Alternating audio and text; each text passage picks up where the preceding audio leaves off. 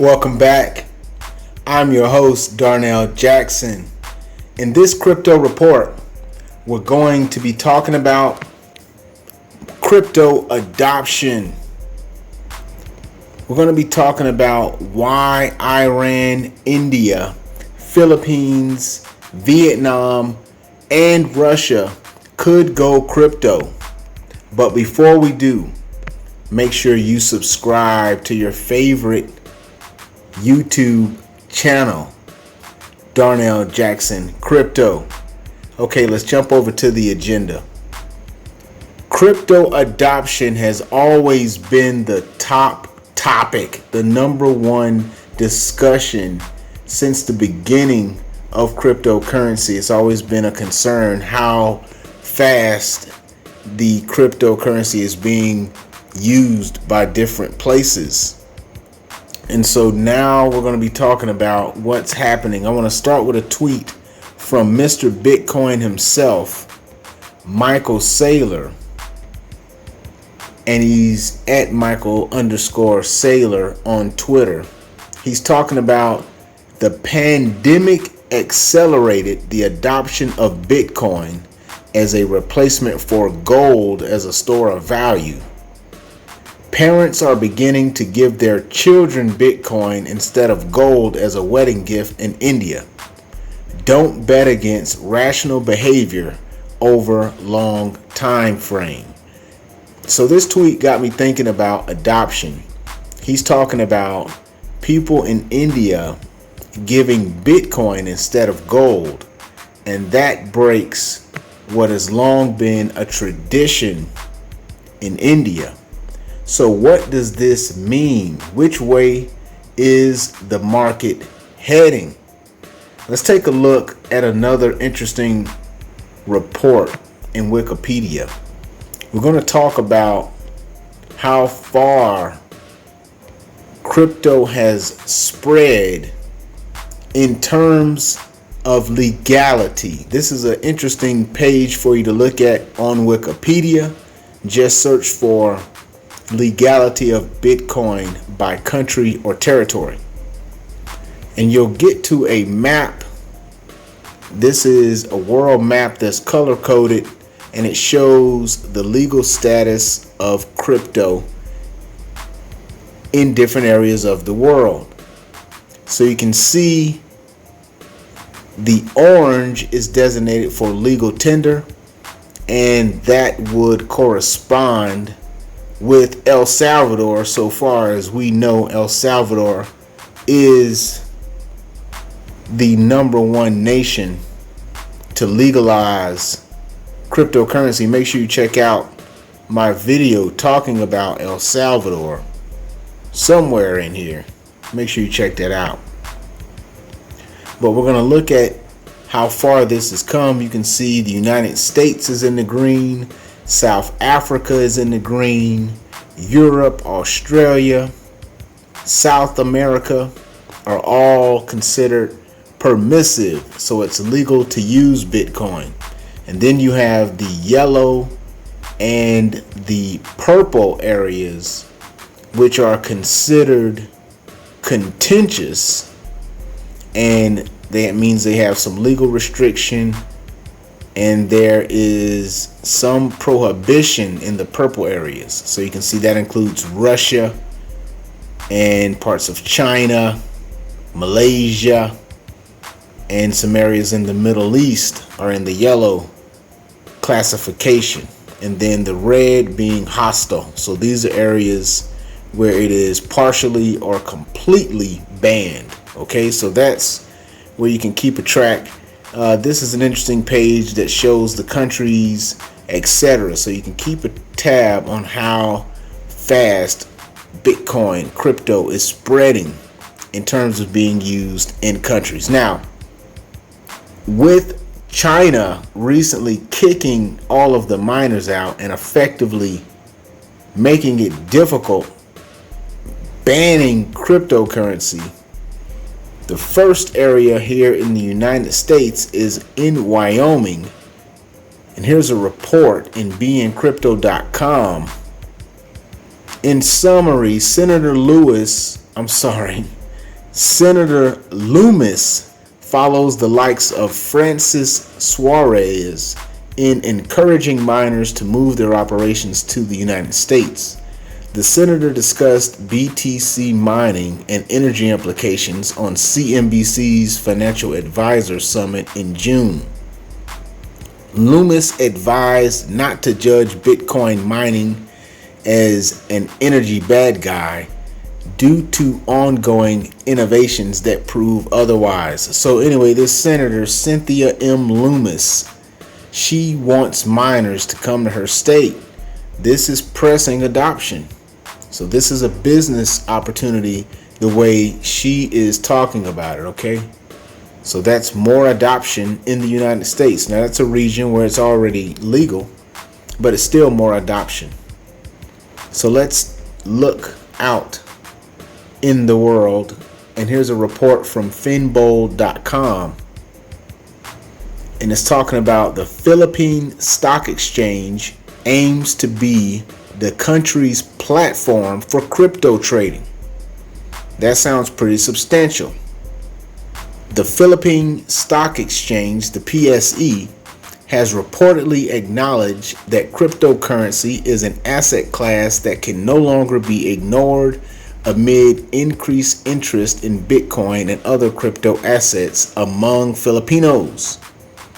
PSE President and CEO Ramon Manzon said that the local bourse should also be the country's exchange platform for digital assets, and that the matter has already been discussed in a top management meeting, according to CNN Philippines. Manzo also cited the reasons why any exchange for cryptos should be conducted at the PSE. Here's a quote. "It's because we have the trading infrastructure, but more important, we'll be able to have investor protection safeguards, especially with a product like crypto," Manzo explained. Okay, so there you have it. Philippines is getting the crypto bug. So you're seeing this thing is spreading. We'll continue to do these updates. The next nation, the next report, another day, another country. Here's Vietnam jumping on the bandwagon. Here's a report from You Today. Vietnam becomes latest country to turn to crypto. Here's a report from Alex Dubnya. The Vietnamese prime minister claims that the digitalization of money is an inevitable trend. According to a July 4th report by the Phnom Penh Post, Vietnamese Prime Minister Pham Minh Chinh asked the country's central bank to pilot a blockchain-based cryptocurrency over the next 2 years. The initiative is part of the PM's e-government development strategy. Chin, the 62-year-old leader of the country's leading Communist Party, believes that digital money is an inevitable trend. Apart from crypto, Vietnam will focus on implementing such cutting-edge technologies as big data, artificial intelligence, and augmented reality. Wait till these guys learn about NFTs. Okay, so the next report comes from Trust Nodes, and they are talking about Coinbase opening shop in India. So here's another nation with more activity in crypto. Coinbase has opened up an office in India in Hyderabad, a tech center with Coinbase planning to hire from all over the country based on a remote-first strategy. Here's a quote. "We will have teams in all major areas Coinbase works in today: infrastructure, cloud, platform, payments, crypto, blockchains, data engineering, machine learning, growth, product engineering, to name just a few." So you can see Coinbase is actually expanding their operations in India. So that should give you an idea of how Coinbase views the India market. If they thought India was going to ban crypto, I don't think they would be expanding their operation there. Do you? Post in the comments. Okay. Now, the next report is from the Crypto Potato. We're following this expanding adoption worldwide. So here's our latest report from Crypto Potato by Georgiev. He's talking about Iran prepares bill to centralize and regulate cryptocurrency use. The nation's parliament is reconsidering crypto mining within the country, but on its own terms. So he's talking about there's a bill, and the plan involves making the Central Bank of Iran the primary regulatory body regarding the domestic exchange of cryptocurrencies within 3 months. This includes plans to prohibit the exchange of any cryptocurrency within the country aside from a national one as means of payment. A particularly interesting section of the bill states that domestic crypto miners will be controlled by the Ministry of Industry. Miners must be granted a license from the ministry to operate, as well as a license from the energy ministry to construct power plants required to run their operations, which allegedly caused blackouts by draining the city of its electricity supply in May. Wow. Miners will be permitted to sell any excess energy that they generate, a great deal considering that over 4% of global Bitcoin mining was estimated to be done in Iran. Did you know that? Post in the comments if you knew that.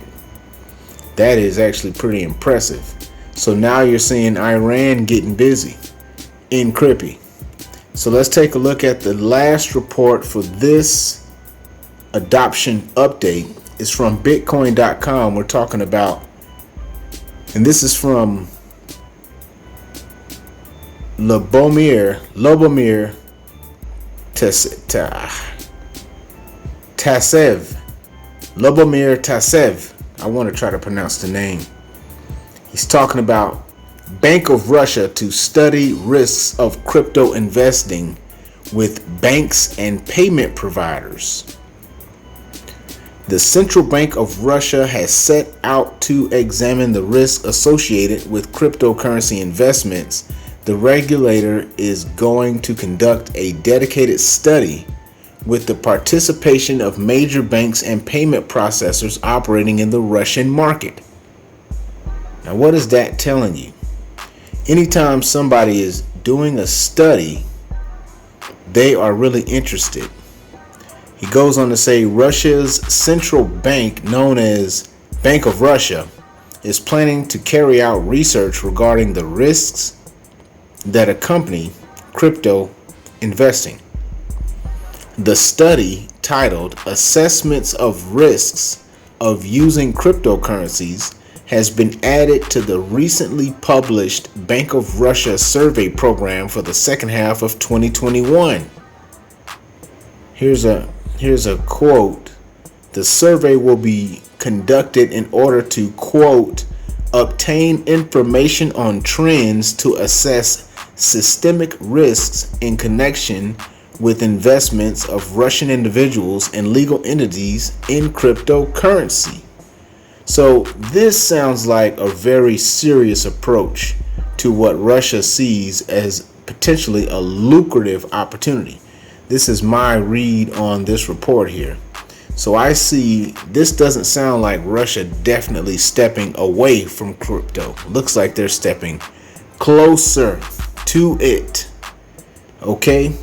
Now, what I want to do is just opine a little bit on what this means while we take a quick look at the market. Bitcoin is currently sitting at 34,000. Let's make sure we get the newest price, $34,246. It is right now down 7% on the month, down 1% on the week, down 2% on the day, and up almost 1/5%. So what do I think about all of this? I believe that all of this is good news. More activity in adoption equals more users, more regions, more wallets, and that's going to all translate to higher prices ultimately as Bitcoin recovers from its dump. It went into this huge crash since its all-time high at 64,000, and so all of this adoption will be building up a platform so that Bitcoin can recover and resume to its all-time highs. Thank you for checking out this video. Make sure you share like fire is on your hair, and like this video. Until the next time, peace.